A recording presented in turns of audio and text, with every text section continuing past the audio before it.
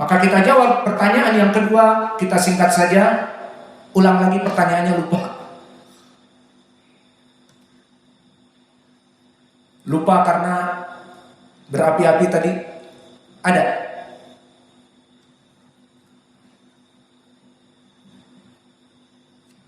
Tentang apa tadi? Sebutkan saja tentang apa? Khutbah. Ya. Tentang permasalahan khutbah. Maka ketahuilah ya ibadallah bahwa khutbah al-Jum'ah dia adalah zikir kepada Allah. Maka isinya adalah mengingat Allah. Harus berupa ilmu dari Al-Quran dan Sunnah. Kalau bisa dengan sanad-sanad yang sahih, bukan hadis-hadis palsu didatangkan di khutbah.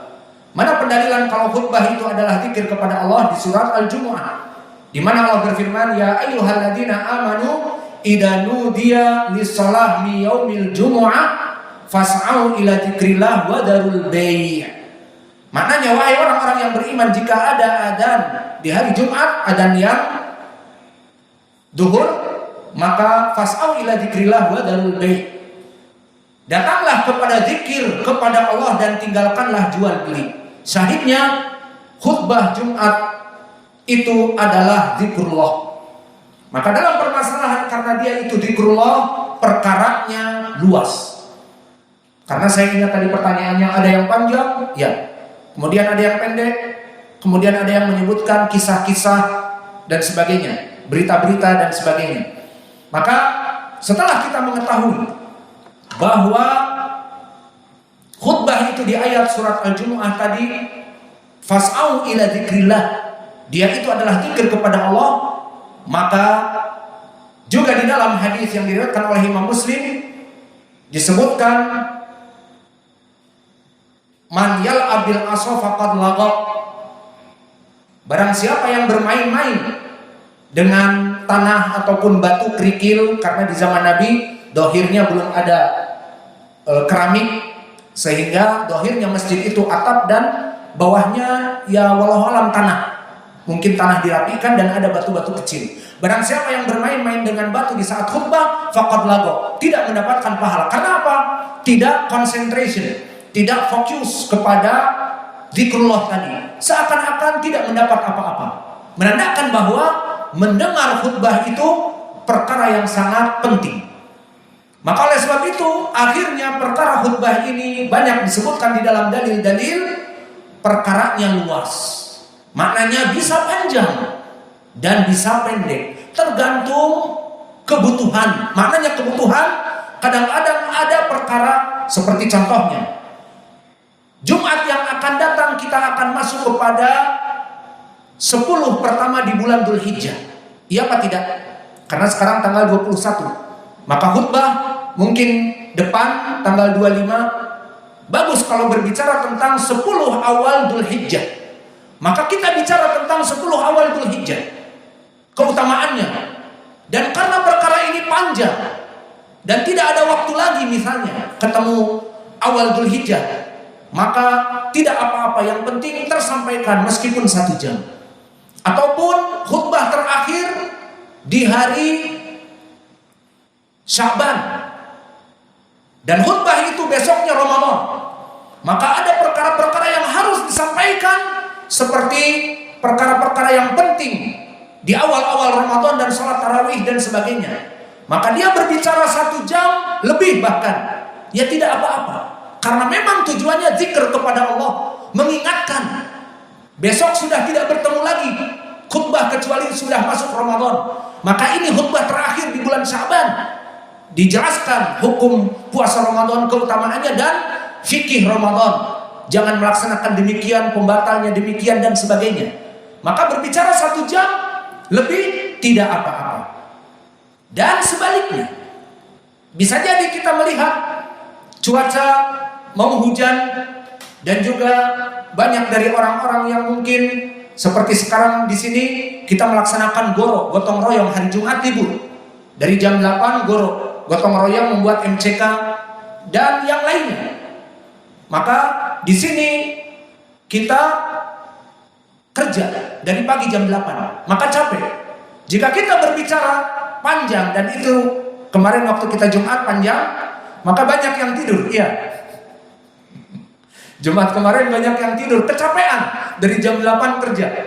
Akhirnya kita agak panjang 45 menit, ada orang-orang yang tidur karena capek. Maka kita peringan menjadi 20 menit, 30 menit, itu tidak apa-apa. 10 menit bahkan tidak apa-apa. Semua kembali kepada kebutuhan. Likulli maqamin maqam, wa likulli maqalin maqal.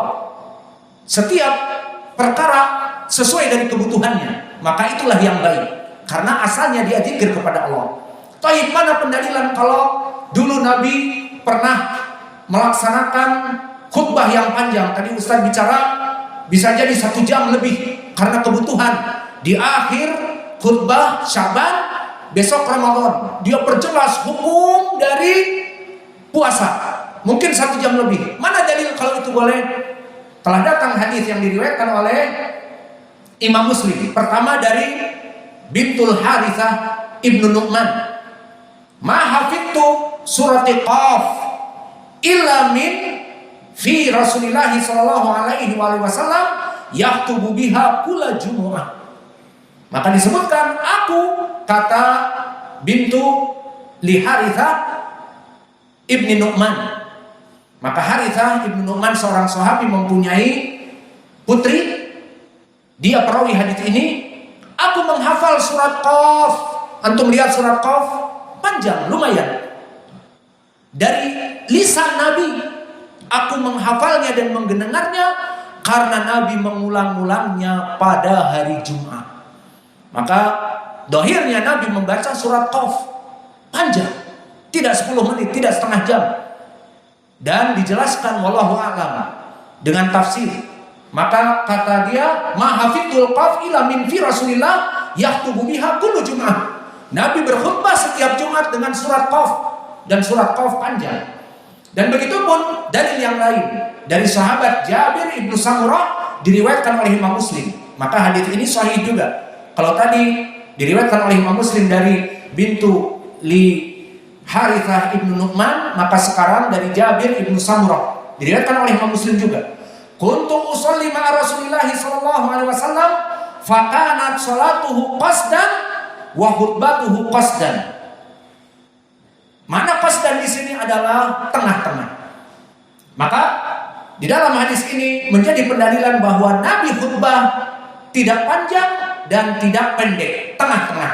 Kata Jabir, aku sholat bersama Nabi dan khutbahnya Nabi qasdan wa salatuhu qasdan. Maka Nabi tidak terlalu panjang dan tidak terlalu pendek, tapi yang tengah-tengah saja. Maka di sini menjadi pendalilan tentang permasalahan panjang membaca surat Qaf dan tengah-tengah seperti 30 menit, 35 menit, kadang-kadang 40 menit, maka ini pun ada dalilnya. Lalu bisa 10 menit, 15 menit, 2 khutbah, bisa. Khutbah pertama 8 menit, khutbah kedua 7 menit, bisa. Dan ini pernah kita lakukan. Maka mana hadisnya, dalilnya? Itu juga telah datang, diriwayatkan oleh Abu Yaqdan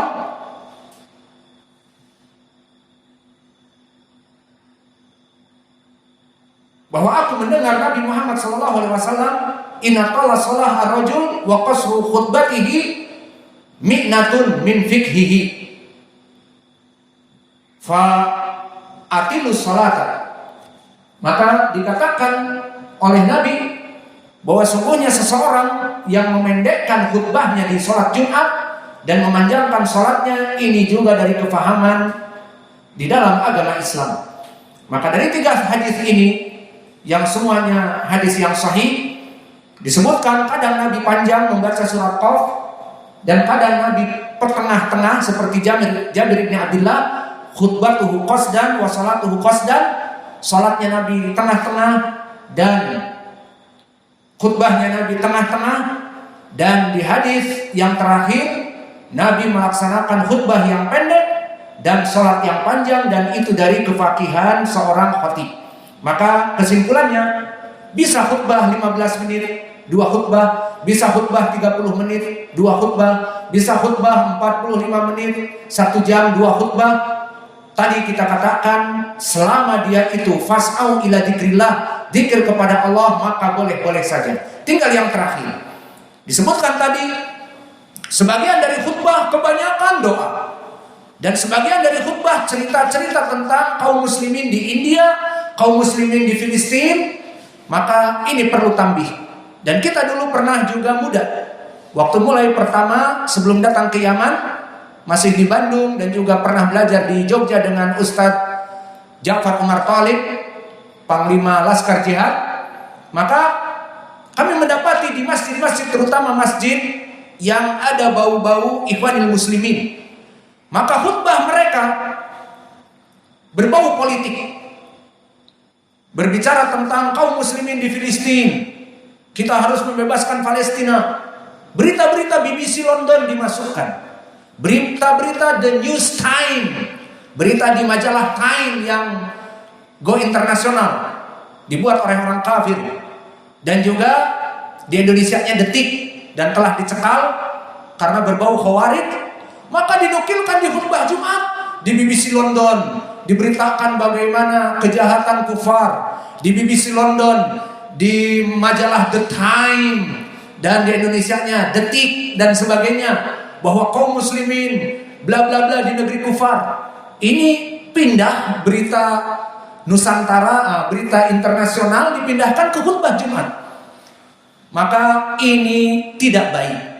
Dan ini kebanyakan dari dai-dai Ikhwanil Muslimin yang memprovokasi untuk memasukkan berita-berita politik, dan kebanyakan nanti ujung-ujungnya membenci pemerintah. Maka itu bukan dari ucapan Allah fas'au ila dzikrillah. Maka bersegeralah mendengar adzan yang kedua kepada zikir kepada Allah. Ini wallah bukan zikir kepada Allah. Menukilkan berita dari orang-orang kufar di majelis masjid, khutbah Jumat, berkumpul kaum muslimin, ini bukan zikrullah. Bahkan berita-beritanya kebanyakan tambah-tambahan dan sebagainya, butuh tabayun. Karena dari berita BBC London dan sebagainya, dan Allah berfirman, in ja'akum fasiqun binaba'in fatabayyanu. Jika datang kepada kalian berita dari orang-orang yang tidak jelas, orang kafir, orang fasik, fatabayyanu, maka tabayyunlah, cari info, cross check yang benar. Yang kedua, di sebelah yang lain, kalau tadi Ikhwanin dan Sururiyin, maka di tempat yang lain orang-orang sufi yang mana mereka itu miskin. Di khutbah yang pertama, setelah khutbatul hajah yang ala mereka panjang, kemudian baca satu ayat atau satu hadis, itu juga nggak jelas hadisnya, tidak ada tahridnya, yang penting begini dan begitu. Kemudian setelah itu duduk, baru setelah itu khutbah yang kedua, dari awal khutbah yang kedua sampai akhir semuanya salawat kepada Nabi dan salawat kepada Ibrahim, dan juga mendoakan para khulafa ar-rasyidin, dan doa sampai akhir. Dan itu yang ada. Maka kami pun kadang-kadang salat di masjid awam, kok doa semua? Padahal Allah berfirman fas'au ila dzikrillah, datangilah zikir. Doa bukan zikir, semuanya doa dan salawat, dan salawat bukan zikir. Kesimpulannya, banyak manusia dari kaum muslimin yang tidak mengetahui bagaimana khutbah Jumat. Tadi pertama kelompok Ikhwanil Muslimin dan kelompok yang berbau khawarij, mereka menukilkan berita-berita ke masjid, dan ini tidak boleh, bukan dari zikir, dari khabar-khabar